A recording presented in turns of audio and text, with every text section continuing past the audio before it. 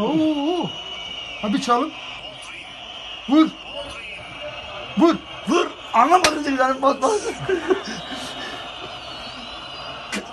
Karacı Cahit'ten gel Yaşar amca. Ana kıkâla.